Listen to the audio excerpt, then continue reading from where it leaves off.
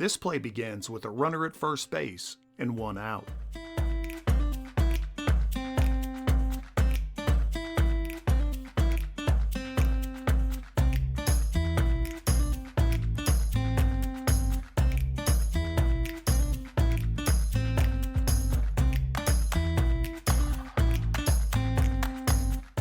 This play begins with runners at first and third base with one out.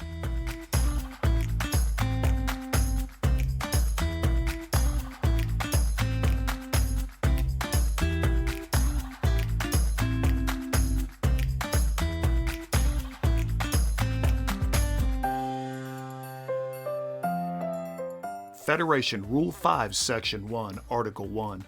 The ball becomes dead immediately when J. An infielder intentionally drops a fair fly, fair line drive, or fair bunt in flight with at least first base occupied and with less than 2 outs. The exception? The infield fly rule. Federation Rule 8, Section 4, Article 1.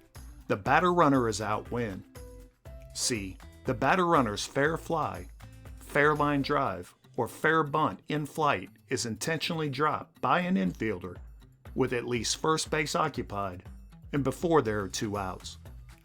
The ball is dead and the runner or runners shall return to their respective base or bases. Number 1. In this situation, the batter is not out if the infielder permits the fair fly, fair line drive, or fair bunt in flight to drop untouched to the ground, except when the infield fly rule applies.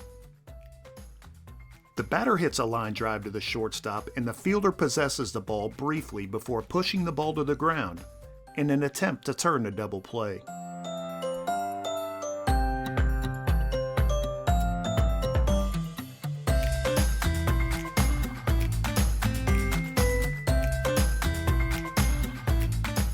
The fielder is guilty of an illegal act as there is a force play possible with less than 2 outs.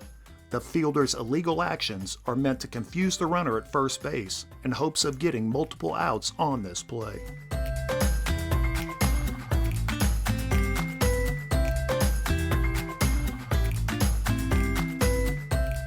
By rule, the umpire calls time immediately, calls the batter runner out, and returns R1 to first base. There are now 2 outs and a runner at first base when play resumes.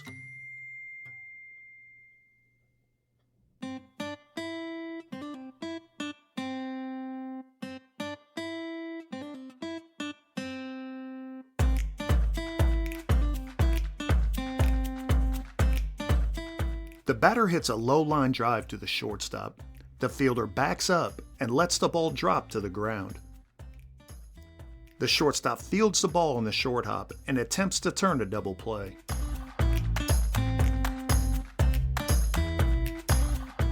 By rule, the fielder's actions are legal.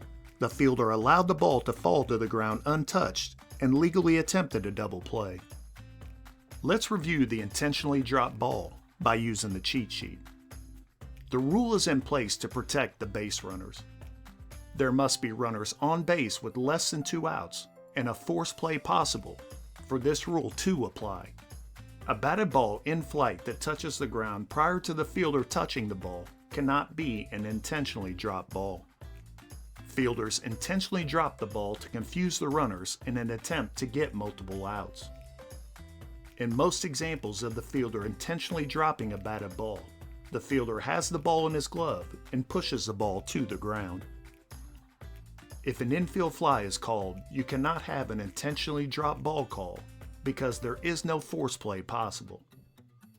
You cannot have an intentionally dropped ball call with 2 outs or with no runners on base.